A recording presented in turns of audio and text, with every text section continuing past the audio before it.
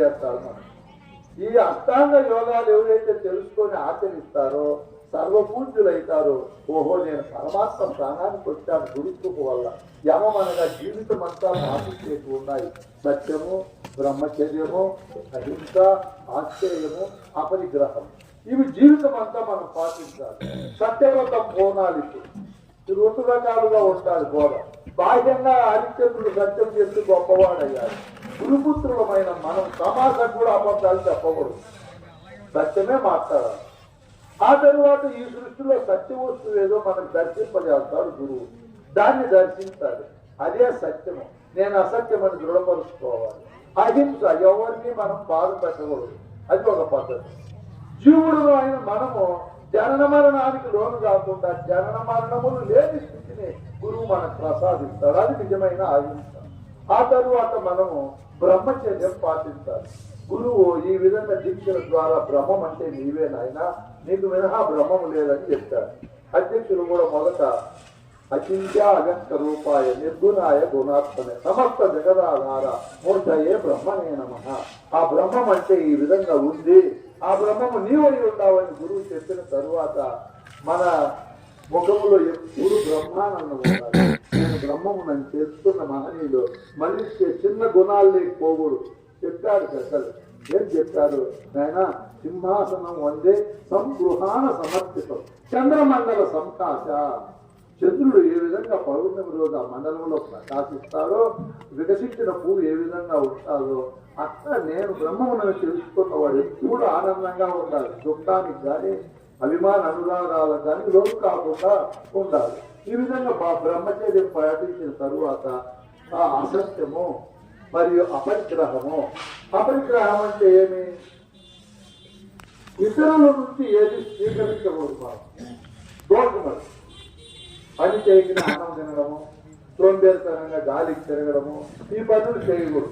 ప్రభుత్వాలు అట్లా మనకు ఓట్ల కోసం పెట్టినా కూడా మనం అలా ఉండకూడదు. అపరిగ్రహ దోషము గురుపుత్రులకు గురువులకు ఉండకూడదు. ఏదో ఒక అర్థం చేసుకుంటూ ఏదో ఒక వ్యాపకంలో తన జీవితాన్ని తీసుకొని పోవాలి. ఆ రోజుల్లోనే మా అన్నయ్యలు చెప్తారు. ఆ తరువాత నియమం రోజు పాటించేది. మొట్టమొదటి చెప్పారు మహనీయులు గురుపుత్రులైన వారు గురువు చెప్పే బోధలో శౌచము అంటే శుభ్రత, బాహ్య శుభ్రత ఉండాలి. బట్టలు ధరించి పెట్టుకొని చూడముచ్చటగా ఉండాలి. వృద్ధుని లేచి స్నానం చేసి ఆ వ్యవహారాలతో. ఆ తరువాత అంతఃకరణ శౌచం ఉండాలి. మన హృదయంలో ఏ మాలిన్యము పెట్టుకోకూడదు. ఈ దేశము తప్పము పెట్టుకున్నామంటే బోధ మన ప్రవేశించదు. చాలా ఇబ్బందులు కలుగుతాయి. అద్భుతమైనది, అమోఘమైనది ఘనమైన బోధ మన హృదయాంతరాల్లో ఉండాలంటే శుభ్రంగా ఉండాలి. చెప్తారు పెద్దలు కూడా పద్యం. ఆత్మశుద్ధి లేని ఆచారం అదివేళ, పాండ శుద్ధి లేని పాఠమేళ, చిత్తశుద్ధి లేని శివ పూజ లేలయ. ఏమిటి కవిని పనికిరావు. కాబట్టి శౌచంగా ఉండాలి, ఎప్పుడు సంతోషంగా ఉండాలి. గురువులు గురుబిడ్డలు సంతోషం మన నుంచి దూరం చేసుకోకూడదు. దూరమైందనుకో వేరేటి వచ్చి జాయిన్ అయిపోతాయి. లేనిపోయిన ఇబ్బందులు అయితే ఉన్నంతలో తృప్తి పడాలి. గురుదేవా ఇంత గొప్ప మానవ జన్మ ఇచ్చావు, తృప్తిగా మనం కోరుకోకనే మళ్ళీ పరిపూర్ణ బోధ చేస్తే గురు సన్నిధానంలోకి వచ్చాము. దీనికి అవకాశం ఇచ్చిన తల్లిదండ్రులు ఎప్పుడు పూజించి చెల్లించి భజించాలి, వాళ్ళని మరవకుండా.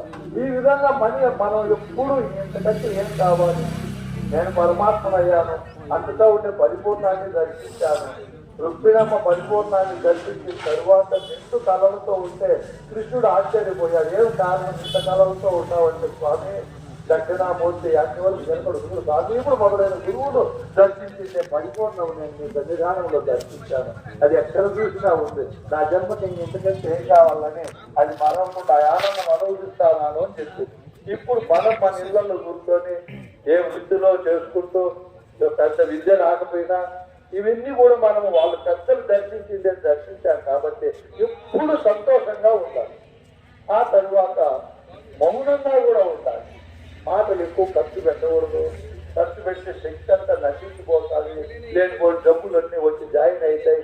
అది కాక మనల్ని కనుక్కుంటారు అందరూ. ఇద్దరు గురువులు లాగంటే బెంగళూరుకి వచ్చుతారు. నువ్వు గంటలుగా నేను చెప్తావు, నేను బోధే చెప్పండి, మాకు మైకే ఎవరు మీరు ఎందుకు రావాలని. మీరు పుణ్యపురుషులు, ఆయన చాలా పుణ్యపురుషులు. మేము కర్మకి ఉండదు. మైకి తీసుకొని గంట చెప్తే ఏం అదే కవర్ మాకు ఇస్తున్నారు, అదే కండవా వేసినారు, అదే పోలహారం. ఏమన్నా 10 మంది అడ్డపడుతున్నారా? మీకు మైక్ ఇస్తే మిమ్మల్ని అంచనా వేస్తారు అనుకుంటారు వాళ్ళు. ఓ వీళ్ళ బోధ వెళ్తుంది, వీళ్ళ క్రమం ఇంత చెప్తున్నారు, వీళ్ళ దగ్గర ఇంతే బోధ ఉందని అంచనా వేస్తారు. వేసుకోండి ఇబ్బంది. అట్లా పూలహారం వేసుకొని కండవ దొక్కుని కూర్చోండి, మిమ్మల్ని అంచనా వేయలేరు. అమ్మ వీళ్ళ దగ్గర ఇంకెంతుందో బోధ అనుకుంటారు. మన ఇంట్లో పేరు వేసుకుంటే 2 రూములు కనుక్కోలేదు. ఓపెన్ చేసేసి ఓ వీళ్ళ ఇంట్లో సోఫాలు లేవు, పెద్ద పెద్ద టీవీలు లేవు, పెద్ద ధనం లేదు అని అంచనా వేస్తారు. నోరు మూసుకొని ఉంటే దానికి నించి ఏమంత కర్మ చెప్పాలని. పోనీ 1 కేజీ పండ్లు ఎవరన్నా ఇస్తానారా? నిన్న నుంచి బోధ చెప్తానే ఉందా? ఏమేమో చేస్తున్నావు స్వామి, పెద్ద శరీరమో మధ్య మధ్యలో ఏమన్నా ఇస్తామని మాకు ఎవరన్నా ఇస్తున్నారని ఆయన టీచర్లని ఉంటారు. కొన్ని ఎందుకు మీరు తాపత్రయపడతారు? మీరు మంచి మాట స్వామి వాళ్ళ మైక్ రాలా. మౌనం, ఇంట్లో మౌనం ఉండాలా. ఎక్కడ సభలకు వచ్చిన అవకాశం ఇస్తే మైక్ తీసుకోవాలి, లేకపోతే మౌనంగా. మౌనం మించిందేది ఏమీ లేదు. రమణ మహర్షి దగ్గరికి శంకరదయాల శర్మ పోయినాడు. గమ్మును కూర్చున్నాడు. ఆయన ఎదురు గమ్మును కూర్చున్నాడు. 1/2 గంట సేపు ఏం నోరిస్తుందా? ఆయన ఏం అడిగిందా? మినిట్స్ బుక్ ఉంటారు, దాంట్లో ఇంతకంటే పెద్ద గురువు ప్రపంచంలో ఎక్కలేడు లేడని రాస్తున్నాడు. 30 నిమిషాలు మాట్లాడకుండా ఉంటే ప్రపంచంలోనే పెద్దవాళ్ళు చేసినాడు ఆయన గురించి. కాబట్టి మౌనంగా మనం ఉంటే భార్య దగ్గర, బంధువుల దగ్గర ఆ మార్కులే వేరు. ఆ సౌమ్యుడైనా ఎంత గొప్పవాడని ఏమే మాట్లాడుతూ ఉంటే అందుకే పెద్దలు మౌనంగా ఉండమన్నారు. ఆ తర్వాత తపస్సు చేయాలి. విద్యకు ఏం చేయాలి? మనకు బోధించే గురువు ఎంత బోధ చెప్తున్నాడో దానికోసం మనము గురువు తపస్సు చేయాలి. గురువు దగ్గర చేరిన తర్వాత 4 సంపదలు నాకు ఉన్నాయా లేదా, 4 సేవలు నేను గురువు చేస్తున్నానా లేదా, నాకు అష్టాంగ యోగాలు, చతుర్విధ యోగాభ్యాసాలు, ముద్రలు, 1,00,000 సాధనలు, సాంఖ్యము, తారకము, ఈ బోధలన్నీ నాకు వస్తాయా రాదా అని చెప్పి దాదాపు గురువు దగ్గర చేరిన తర్వాత 116 సబ్జెక్టులు నేర్చుకోవాలి. ఏం చేయాలి? సబ్జెక్టు. మనం ఒక సబ్జెక్టు కూడా చెప్పలేము బయట ఇస్తే. కొంచెం వెళ్ళిపోతాం. అట్లా కాకుండా క్రమంగా మాకు నిన్న మా సేవా సామాన్య డాక్టర్ సార్ చెప్పాడు. అక్కడ మనమంతా కూర్చొని ఈ బోధన క్రమ పద్ధతిలో ఎలా నేర్పాలి వచ్చే తరానికి మంచి మా అవతారం ఒక క్రమం. నేను కూడా ఒక పుస్తకం రాశాను ఈ మధ్య, పరిపూర్ణ బోధ సోపాన క్రమం అని. గురువు దగ్గర శిష్యుడు చేరిన తర్వాత అంశాలు ఎక్కడ నేర్చుకోవాలి, మన బోధ ఎలా ఉండేది. పరిపూర్ణ బోధ అంటే అన్నీ ఉంటాయి ఈ బోధలో. ప్రపంచంలో ఎక్కడికి పోయినా లేదంటూ ఉంటుంది. ఈ విధంగా తపస్సు చేయాలి. ఆ తరువాత ఈశ్వర సన్నిధానము. ఇప్పుడు గురువుకు మనం దేహాన్ని సమర్పించాము. ఈశ్వరుడు గురువు దేవదేవుడు. ఆయన సన్నిధానములో మన నేత్రములు, మన చెవులు, ముక్కు, నాలుక, ఏ జ్ఞానేంద్రియాలు, కర్మేంద్రియాలు, అంతరేంద్రియాలను ఎప్పుడు ఆయనకే సమర్పించి ఆయన సేవకే వినియోగించాలి. నోరుండి మాట్లాడితే గురువు మాటలే మాట్లాడాలి. చెవులు ఉన్నాయి, అవే వినాలి. ఇత్యాది ప్రదేశాలకి కన్నులను తీసుకొని గురువులను దర్శించాలి. ఈ విధంగా చేయాలని కోరుకుంటూ ఆ తరువాత ఆసనము. ఈ విధంగా శరీరాన్ని కూర్చోబెట్టినా బాగా మనస్సును కూర్చోబెట్టేది కూడా నేర్చుకోవాలి మనం. అది కూర్చోదు సాధనతో వంటిది, ఏనుగు తొండం వంటిది, గుర్రము అది తోక వంటిది ఎప్పుడు కదులుతూ ఉంటుంది. ఏది? మనస్సు. ఆ మనస్సుకు బుద్ధి నేర్పాలి మనము. మనస్సును గురువు దక్షిణగా ఇచ్చాం కాబట్టి ఓ మనసా చెల్లించద్దు, లేకపోతే ఇబ్బందులు తెలుసుకోవడం రావద్దు అని గురువు చెప్పే కోనకే ప్రపంచము నష్టమైనది, కదిలిపోయే మేఘముల వంటిది. దేహమా నశించిపోతా ఉంది. ప్రపంచంలో తల్లి తండ్రి అందరూ వెళ్ళిపోతున్నారు. ఓ మనసు నువ్వు తెలుసుకో, ఎందుకు వాటిపైకి పోతావని పోనివ్వకుండా మనసును కంట్రోల్లో పెట్టుకోవాలి. ఆసనం ఈ బోధలోనే కూర్చోబట్టాలి. ఆ తరువాత ప్రాణాయామం. మన ప్రొద్దున్నే సూర్యుడు పుట్టిన తరువాత మన వయసు ఎంత ఉందో దాంట్లో సగం 20 నిమిషాలు కూర్చొని గాలిని బాగా తీసుకోవాలి. పూరకము అంటారు. అట్టే కొద్దిసేపు పెట్టుకోవాలి. కుంభకము అంటారు. రేచకం అంటే బయటకు వదలాలి. అట్లా చేస్తే మన శరీరంలో కొన్ని కోట్ల ధాతువులు ఉంటాయి, 72,000 నాలుగు ఉంటాయి. వాటికంతా శక్తి వస్తుంది ఆక్సిజన్ లభించడం వల్ల. ఇది ఒకటి. రెండవది గురువు దగ్గర పూరకం. గురువు చెప్పేది బాగా వినాలి. లోపల దాన్ని కుంభించాలి. అట్టే పెట్టుకోవాలి, మర్చిపోకూడదు. రేచకం అంటే ముందుండే అజ్ఞానం బయటకు వదిలిపెట్టాలి. నేను జీవుడును. కొన్ని మతాలు వారు చెప్తుంటారు, మేము పాపులం, ఆయన కరుణకై మేము ఆయన్ని ధ్యానిస్తున్నాము, ఏమేమో చెప్తారు. పాపులు కాదు, ఏమి కాదు, మనం అందరము పరమాత్మ స్వరూపులం కాబట్టి అది కుంభించుకొని మరవకుండా మనం పెట్టుకోవాలి. ఇది ప్రాణాయామం.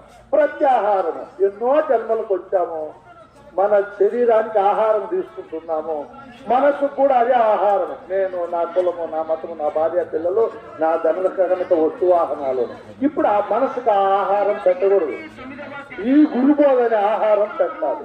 ఇది శక్తిని ఇస్తుంది, నిర్మలత్వాన్ని ఇస్తుంది, నిశ్చలత్వాన్ని ఇస్తుంది, భయభ్రాంతులను తొలగిస్తుంది. ఇది ప్రత్యేక ఆహారం తీసుకోవాలి.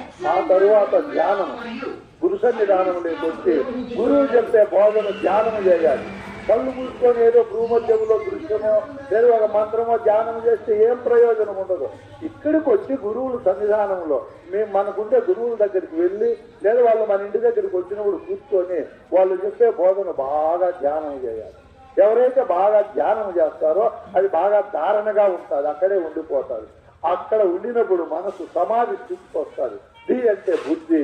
ఆ బుద్ధి అయినటువంటిది తిరిగి చంచలించకుండా గాలి లేని చోట దీపం ఎలా ఉంటుందో అలా నిశ్చల స్థితిలో ఉన్నప్పుడు ఇప్పుడు గురువు చతుర్విధ యోగాభ్యాసాలు చేస్తారు.